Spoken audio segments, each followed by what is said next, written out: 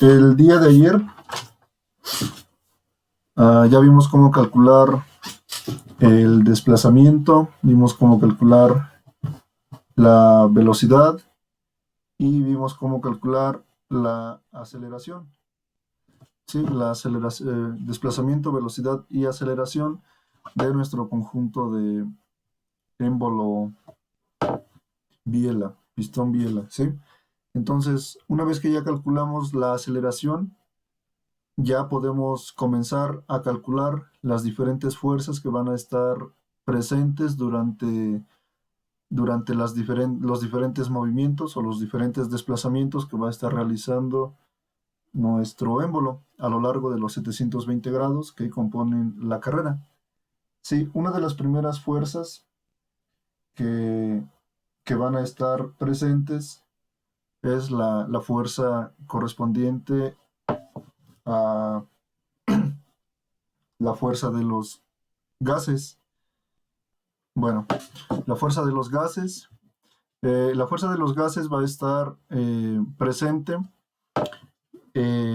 o aplicándose directamente en la cabeza de nuestro pistón, ya que ahí, bueno, la cabeza del pistón es la que va a la que se va a encargar de, de funcionar como una pared para poder encerrar completamente los gases y al estar completamente cerrada la cámara de combustión se genere la combustión como tal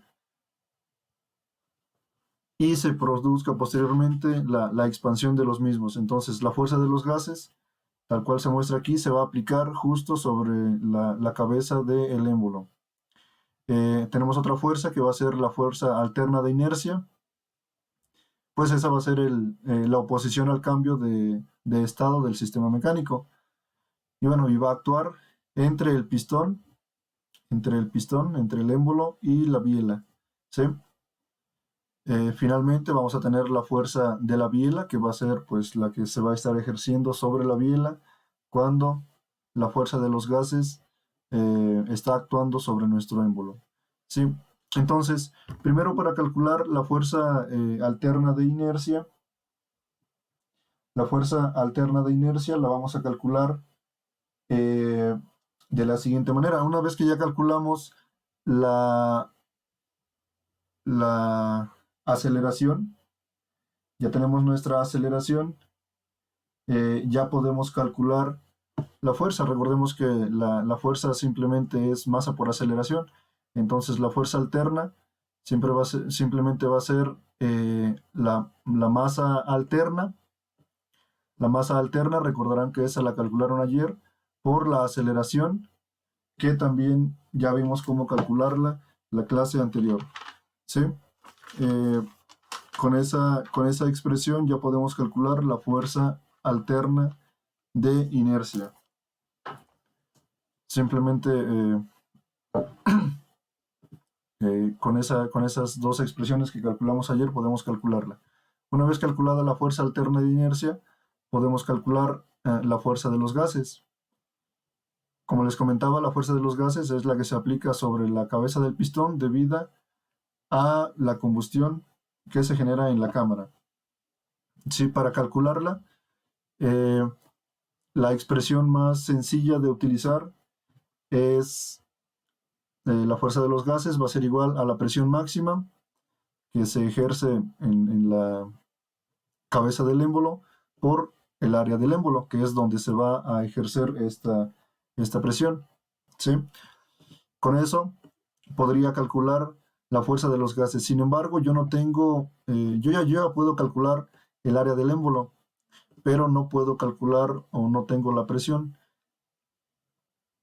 La fuerza de los gases, bueno, para calcular la fuerza de los gases, lo vamos a hacer al igual que, bueno, de la misma manera que lo hicimos para calcular la aceleración, el desplazamiento y la velocidad. Desde 0 hasta 720 grados vamos a tener esa influencia de esta fuerza. Entonces, cuando yo estoy en el punto muerto superior, cuando yo estoy en el punto muerto superior, ahí yo puedo calcular la fuerza de los gases aplicando directamente esta fórmula, presión máxima por el área del émbolo, perdón. La presión máxima yo sí la conozco, ya que es la presión del ciclo. Y bueno, el área del émbolo, ayer calculé el diámetro del émbolo, por lo tanto ya tengo el área. Sin embargo, si yo estoy a un ángulo diferente de alfa, que no es a cero, o es, bueno, si no, no es a cero o a 360 cuando se genera la combustión, yo no puedo calcular esta fuerza de los gases, ya que no tengo la presión en el ángulo correspondiente en el cual se está posicionando la manivela. Entonces, para hacer eso, vamos a apoyarnos de las siguientes expresiones. La fuerza de los gases va a estar variando conforme vaya cambiando el ángulo alfa. Entonces, para calcular la fuerza de los gases a los diferentes ángulos, vamos a utilizar la presión correspondiente a ese ángulo alfa, multiplicado por el área del émbolo. El área del émbolo es el único parámetro que no va a cambiar, ya que pues siempre va a ser el mismo émbolo, no va a variar. Entonces, para cambiar para calcular esta presión alfa, voy a utilizar la siguiente expresión. Va a ser la presión máxima, que es la correspondiente a mi ciclo, por la relación de volúmenes V2, que es el mínimo, entre volumen alfa. El volumen alfa va a variar desde volumen 1 hasta volumen 2. Va a ir reduciendo, obviamente, o aumentando, dependiendo del movimiento que se encuentre haciendo nuestro émbolo. Y bueno, elevados a la K. Ya que es un proceso isentrópico, podemos utilizar las relaciones isentrópicas. Sin embargo, sigo sin conocer el volumen alfa en este caso. Entonces, para calcular el volumen alfa, voy a utilizar esa expresión que podemos ver ahí.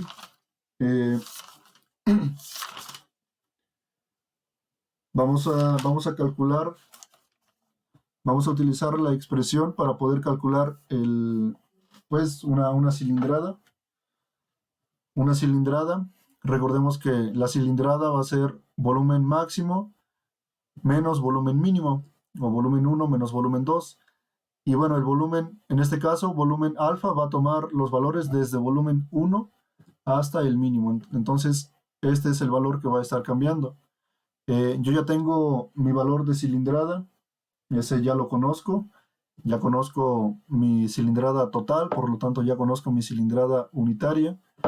Y bueno, ya conozco el volumen 2, ya conozco el diámetro de mi émbolo y la X ya la conozco, ¿sí? Ya conozco X, entonces ya podría calcular mi volumen alfa, ¿sí? X pues va a ser el desplazamiento que calculamos con las expresiones de ayer. Entonces con eso puedo calcular mi volumen alfa. El volumen 2 lo vamos a calcular de esta manera. La cilindrada entre la relación de compresión menos 1, ¿sí? Y bueno, con eso yo puedo calcular el volumen alfa. Posteriormente, la siguiente fuerza presente va a ser la fuerza neta. La fuerza neta va a ser la suma entre la fuerza alterna de inercia y la fuerza de los gases. Posteriormente viene la fuerza de la biela. La fuerza de la biela va a actuar en dirección longitudinal a la biela, tal cual, ¿sí? En dirección longitudinal, y la vamos a calcular de esta manera. Fb, que es fuerza de la biela, va a ser igual a la fuerza neta entre coseno de beta. Y bueno, para calcular beta simplemente es el seno inverso de lambda por el seno de alfa. Lambda ya lo calcularon ayer, o ya lo propusieron, o ya saben cómo proponerlo, entonces ya es un valor conocido. Y bueno, alfa sabemos que va a variar desde 0 hasta 720. Todas estas fuerzas que estamos viendo ahorita, de igual manera como lo vimos en la tabla de ayer, lo van a calcular desde 0 hasta 720 grados, que corresponden a la carrera completa, ¿sí? Después de la fuerza de la biela, ahora sigue la fuerza normal. La fuerza normal, esa va a actuar en dirección perpendicular al eje longitudinal del cilindro. Y bueno, va a funcionar o actuar en dirección alternativa hacia el cilindro y hacia la bancada del cigüeñal. La bancada del cigüeñal es la que va a soportar esa fuerza, ¿sí? Y bueno, la fuerza normal la vamos a calcular como la fuerza alterna por tangente de beta, ¿sí? Posterior sigue la fuerza centrípeta. Esta pues es la que va a causarse debido a las masas con movimiento rotativo, como son dos tercios de la biela y el cigüeñal. ¿Sí? Entonces, para calcular la fuerza centrípeta, vamos a utilizar la masa rotativa que calculamos ayer y simplemente omega cuadrada por el radio de la manivela. Después de estas sigue la fuerza, pues ya la fuerza total. Sí, va a ser la suma de las diferentes fuerzas y vamos a ver que la resultante de esta fuerza va a estar variando en los 4 cuadrantes dependiendo del ángulo alfa en el cual se encuentre, ¿sí? Va a estar cambiando ya que va a estar variando en los diferentes cuadrantes, pues ya que el cigüeñal está constantemente girando, ¿sí? Entonces tenemos que considerar todo esto al calcularla en los diferentes cuadrantes. Bueno, entonces para calcularla en el primer cuadrante vamos a tener este pequeño diagrama, va a ser la posición en la cual se encuentra la fuerza total, que va a ser FQ, y bueno, va a ser la resultante entre FC y FB, ¿sí? El primer cuadrante pues sabemos que va de 0 a 90. El segundo cuadrante, que correspondería de 90 a 180. Bueno, esto es el primero, de 0 a 90, va a ser con esta expresión. Ya que tenemos dos componentes, FC y FB, vamos a sacar las componentes correspondientes, sumatoria de fuerzas en X y sumatoria de fuerzas en Y. Posteriormente, una vez que ya tenemos ambas sumatorias, pues simplemente utilizamos Pitágoras y podemos encontrar ah, la, la resultante, ¿sí? La FQ resultante. Como podemos ver, estas pues obviamente también van a estar variando desde 0 hasta 720, ya que todas están en función de mi ángulo alfa. Por lo tanto, FQ también va a ser calculada desde 0 hasta 720. Ah, de 90 a 180 es algo muy similar. De 90 a 180, pues de igual manera vamos a tener nuestra expresión para poder calcular la sumatoria de las fuerzas en Y la sumatoria de las fuerzas en X. Y bueno, posteriormente simplemente hay que aplicar Pitágoras de nuevo y podemos encontrar de nueva cuenta la resultante. De 180 a 270 se va a repetir el procedimiento.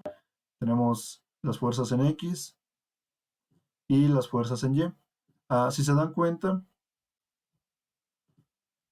a partir de 90, cuando mi ángulo alfa comienza a tomar valores mayores a 90, ahora va a ser el ángulo alfa correspondiente menos 90, ¿sí?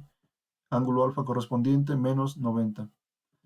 Cuando tenemos 180, de 180, sí, de 180 a 270, va a ser pues 270 menos el ángulo alfa correspondiente. Y de igual manera tengo las componentes en X, FCX, FBX, las componentes en Y, FCY y FBY.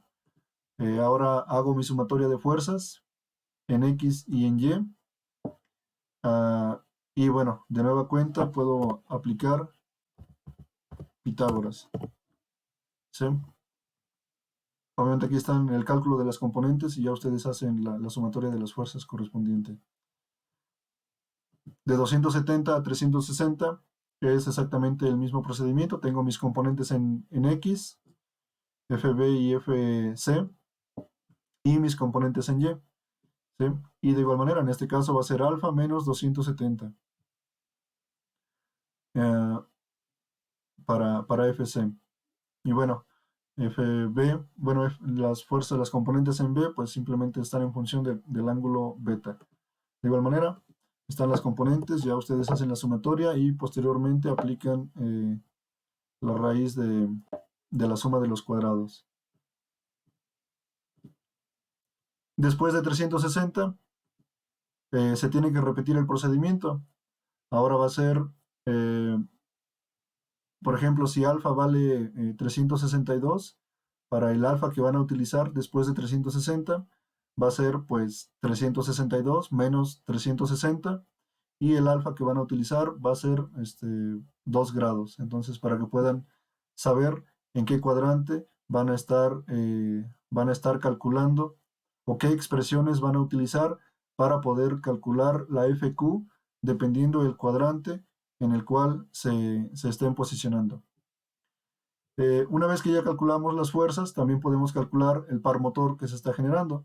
El par motor va a ser simplemente con esta expresión, la Fn por el radio de la manivela, y bueno, y en función de nuestro ángulo alfa y nuestro parámetro de diseño lambda, que ya sabemos que regularmente se toma 0.25, sin embargo, dependiendo de lo que necesitemos en nuestras dimensiones, lo podemos variar desde 0.2 hasta 0.3.